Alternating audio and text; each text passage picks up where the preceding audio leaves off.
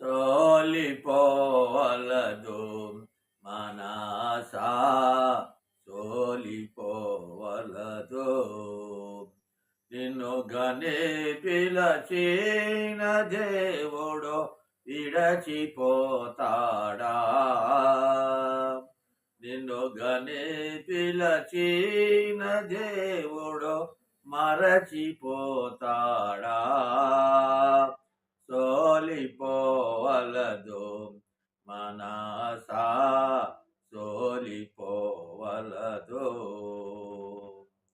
వాక్కు ఇచ్చిన దేవుని నీవో పాడి కొనియాడు.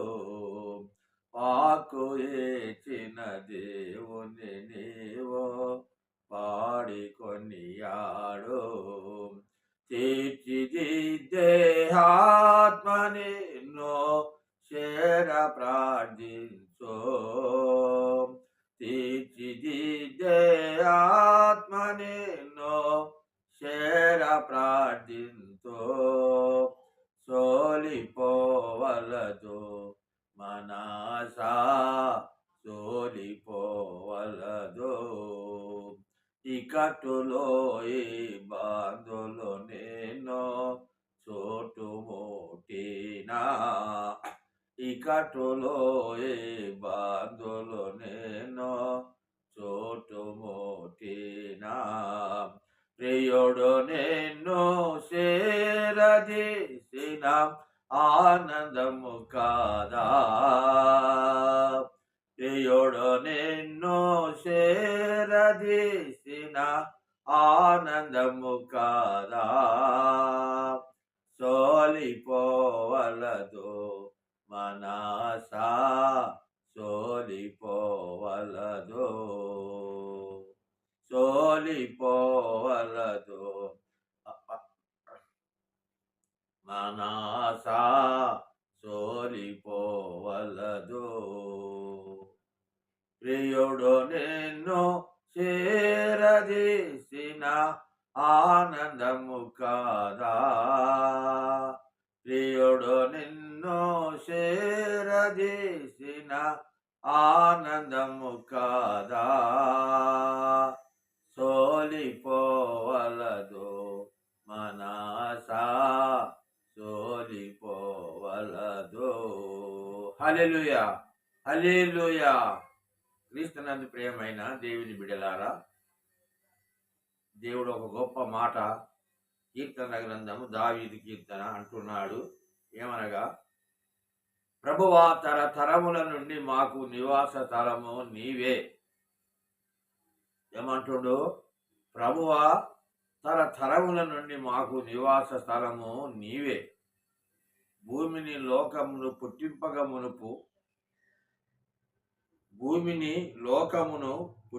మునుపు యుగయుగములు నీవే దేవుడవు. నీవు మనుషులను మంటికి మార్చుతున్నావు.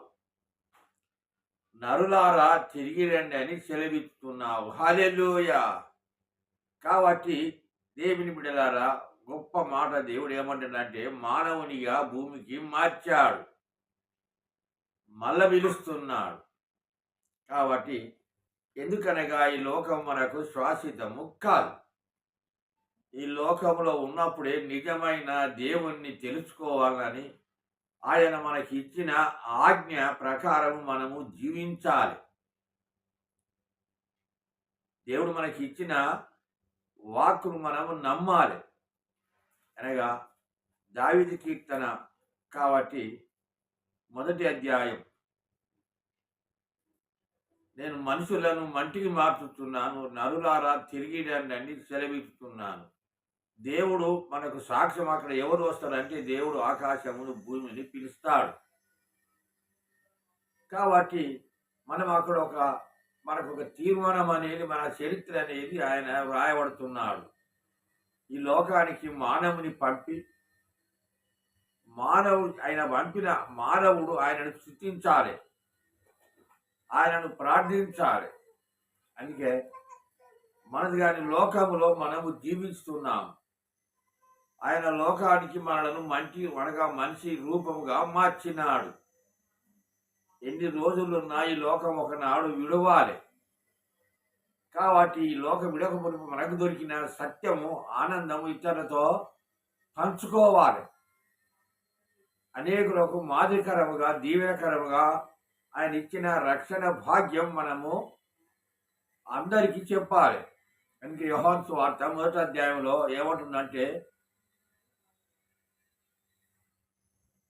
ప్రభువా తన తరముల నుండి మాకు నివాస స్థలము నీవే అంటున్నాడు. యోహాను సువార్త 1వ అధ్యాయం. యెహోవా ఈలాగ సెలవిస్తున్నాడు. యెహోవా ఈలాగు సెలవిచ్చుతున్నాడు. ఏమాట సెలవిచ్చుతున్నాడు?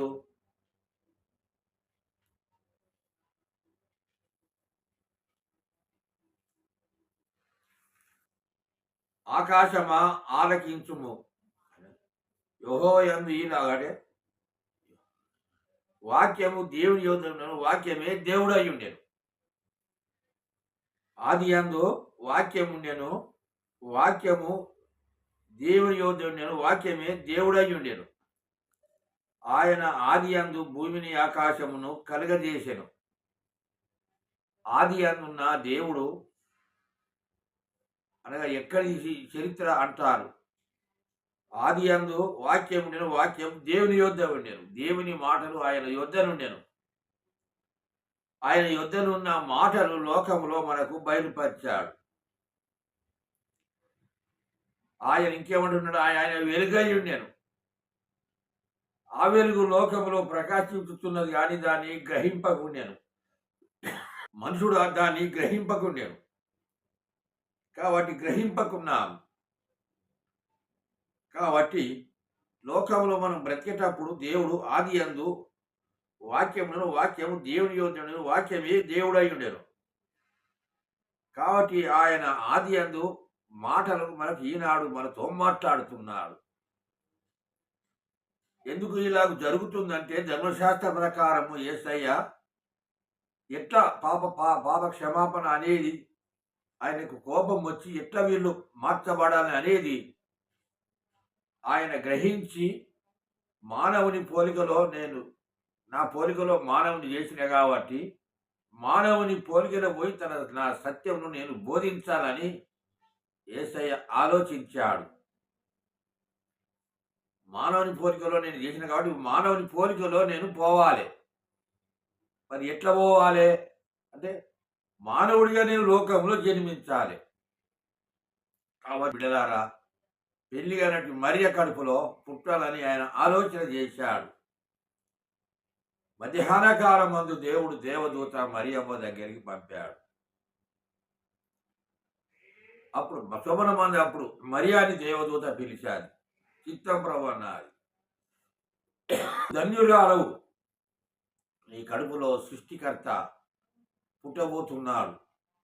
అప్పుడు అంటే మరియమ్మ అనేది, లేదయ్యా, నేను పెళ్లి కాని దానను, నా కడుపులో ఎట్లా ఉద్భవిస్తాడని అప్పితే, లేదమ్మా, నీవు ధన్యురాలవు, పరిశుద్ధాత్మ వల్ల నీవు గర్భం ధరించి యేసు అనే రక్షకుడి లోకంలో అవతరించబోతున్నాడు. కాబట్టి నువ్వు ఒప్పుకోవాలంటే, మరియమ్మ చాలా బాధపడ్డది. అయితే దేవదూత ఆమెకు అన్ని చెప్పి విషయం అని చెప్పినాక, సరే ఆ దేవుడి చిత్తం ఉంటే కానిము అనేది మరియ ఒప్పుకున్నది. కాబట్టి మరియమ్మ ఒప్పుకున్నది. అప్పుడు మరియమ్మకు దేవదూత, సరే దేవుని చిత్తం ఉంటే కానిము అన్నారు. ఒప్పుకున్నది. కాబట్టి దేవుని బిడ్డలారా, అలాంటి విషయాలు మరియమ్మ కడుపులో ఉద్భవించాడు యేసయ్య. ఎందుకనగా మనమైతే తల్లిదండ్రికి అయితే పుట్టిన ఆయన పరిశుద్ధాత్మ వలన గర్భం ధరించి యేసు అనే రక్షకుడు ఈ లోకంలో మానవుడిగా అవతరించాడు. మానవుడిగా అవతరించి తన దైవత్వమును బయలుపరిచేందుకు తయారయ్యాడు యేసయ్య.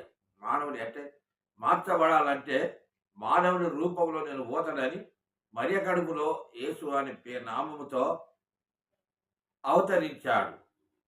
కాబట్టి దేవుని బిడ్డలారా, మనం చాలా పూజలు, పురస్కారాలు, పరలోకం కావాలంటే, స్వర్గం కావాలంటే అనేక విషయాలు మనము వెతుకుతున్నాం. గ్రంథాలు వెతుకుతున్నాం, పుస్తకాలు వెతుకుతున్నాం. అలా కాకున్నట్లు లోకంలో మానవుడిగా జన్మించి తన దైవంతో బయలుపరచాలని యేసయ్య తలంచి మానవుడిగా ఈ లోకములో జన్మించాడు. దేవుని బిడ్డలారా, కాబట్టి ఆయన కొన్ని సంవత్సరాలు ప్రవచించాడు దైవభక్తులు. ఒక సృష్టికర్త రాబోతున్నాడు ఈ లోకములో. దావీదు కీర్తన 112వ అధ్యాయంలో ఇలాగ మాట్లాడుతున్న దేవుడు, యెహోవా యందు భయభక్తులు గలవాడు ఇలాగున ఆశీర్వదింపబడును. సీయోనులో నుండి నిన్ను ఆశీర్వదించును. యథార్థవంతుల వంశపు వారు యథార్థవంతుల వంశపు వారు నీతిమంతుడుగా తీర్చబడును. కలిమియు సంపదయు వారి ఇంట నుండును. వారి నీతి నిత్యము నిలుచును. వంతులకు చీకటిలో వెలుగు పుట్టును. కాబట్టి యేసయ్యను ఎవరైతే అంగీకరించి ఆయనకు లోబడతారో అలాగున దేవుడు ప్రేమిస్తారన్నాడు. చీకటిలో వెలుగు పుట్టును. యథార్థవంతుల వంశం వారు దేవుడు దీవిస్తారన్నాడు. కలిమియు లేమియు సంపద వారి ఇంట నుండి నన్ను దేవుడు ఒక దీవెన మాటలుగా మాట్లాడుతున్నాడు. కాబట్టి లోకంలో మనం బ్రతికినంత కాలం నిజమైన వెలుగులో మనం జీవించాలంటే, అందుకే దావీదు మహారాజు ఏమంటున్నాడంటే, నీతిమంతుని సంతానం భూమి మీద బలవంతులుగా ఉంటుందని దేవుని వాక్యం బోధిస్తున్నది. అలాంటి మాటలు మనం నమ్మి యేసయ్య బిడ్డలముగా లోకములో జీవించి పాపానికి క్షమాపణ పొంది పరిశుద్ధులముగా ఉండాలని యేసయ్య పరలోకము నుంచి మరియకడములో ఉద్భవించి ఇలాగున మాట్లాడుతున్నాడు. కాబట్టి ఆయన మాటలు మనం అంగీకరించి ఆయన బిడ్డలు స్వీకరించబడితే మనకి ఈ లోకములో నెమ్మది, ఈ లోకం ఇడితే మనకు ఒక స్థలం అంటే వైకుంఠం అనేది మనకు సంపాదించి పెట్టింది. కాబట్టి అందులో చేరాలంటే ఈనాడే పాపానికి క్షమాపణ పొంది పరిశుద్ధులముగా జీవించాలని మన పట్ల ఎంతో ఆయన ఆశ బట్టి ప్రేమను బట్టి మనలను పిలుస్తున్నాడు.